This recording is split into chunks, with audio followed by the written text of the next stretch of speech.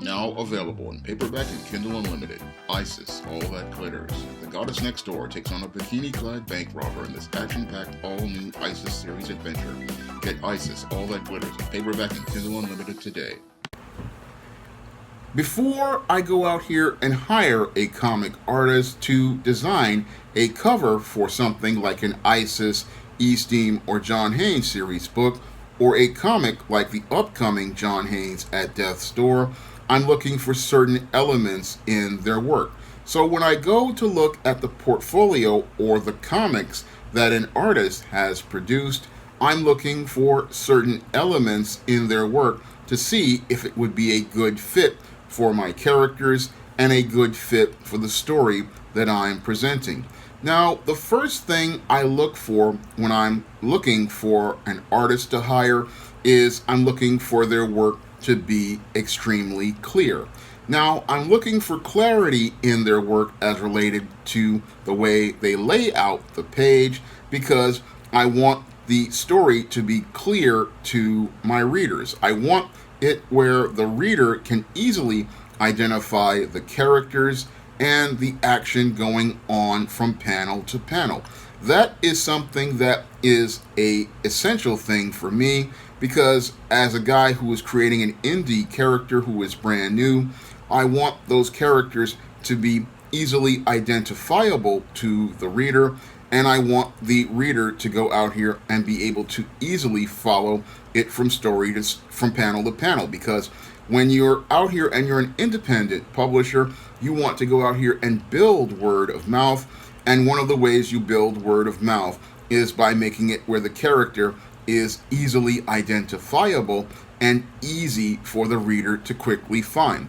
Now, the second thing I am looking for in a comic artist is the ability to go out here and tell a story. Now, the clarity is important as related to the images, but you have to be able to tell a story as well in those clear images. So I'm looking for somebody who can go out here and tell a story in pictures and make it where the story told in those pictures is easily conveyed without any sort of word balloons or thought balloons as related to the page. Because before I send it to the letterer, I want the reader to get a sense of what's going on in the page. And when you have a really good artist, one of their traits is they can go out here and create a page where you can pick up on what's going on without any sort of lettering going on. So when I see an artist who can go out here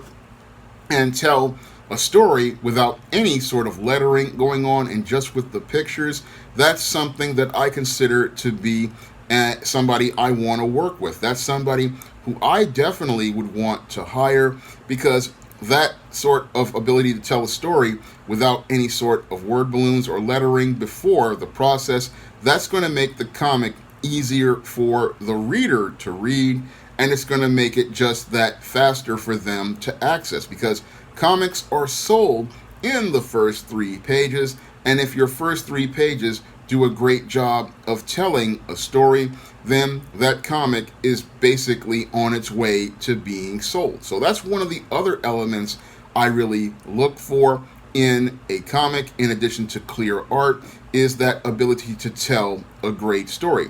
Now, in addition to clear art and telling a great story, I'm looking for really good, solid compositions of the figures. And a good, solid composition of the figure not only presents the character very clearly to the reader, but also presents the body language as related to the way the character is moving. So somebody who knows how to present really good body language is somebody I definitely want to consider for a project. And if you can go out here and clearly present body language and let the reader know what this person's movements are doing or what their emotions are as related to their body language, that is something that I definitely would consider. Now, I also, in addition to body language, am looking for strong facial expressions, because on things like close-ups and medium shots, facial expressions truly tell a story. Because if you really want to convey emotion in a scene, in a comic panel, you have to know how to do facial expressions. And I can't tell you how many comics I have read where the artist really didn't have a good sense of emotion, they didn't have a good sense of facial expression or body language, and this really threw off the panels. And that's something that any good artist, they really need to know how to convey, because the facial expressions are one of the things that drive the story.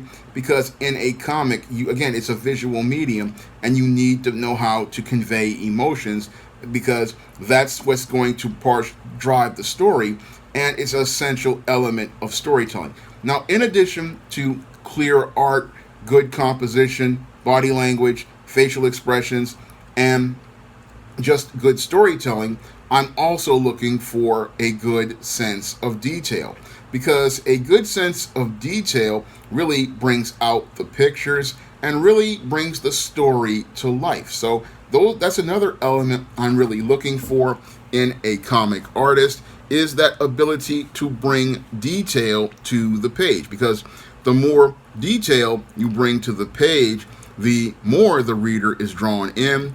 And detail doesn't just mean like every little piece and shard of glass like George Perez or John Byrne does, but it just means good attention to detail so that we can get some sense of the scene and where it's taken. Because I've seen so many comics where they don't really put a lot of background in place, and that really throws off a story.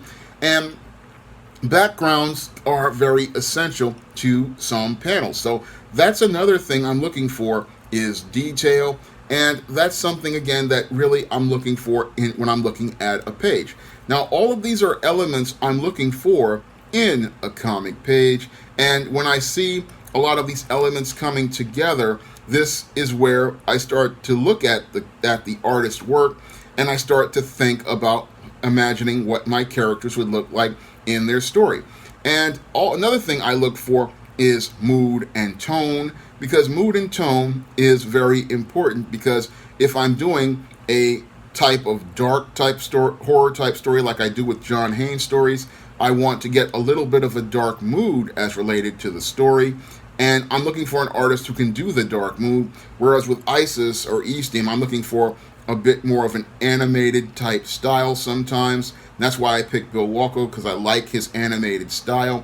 But for a character like John Haynes, who's a bit more dark and moody, I go with a guy like Mike Williams, because I'm looking for that kind of style. So that's another thing that I look for when I'm looking for an artist, is does their style fit the character? Because different artists have different styles, and there are certain styles that I think would be a better fit for other characters that would not be a good fit for another character.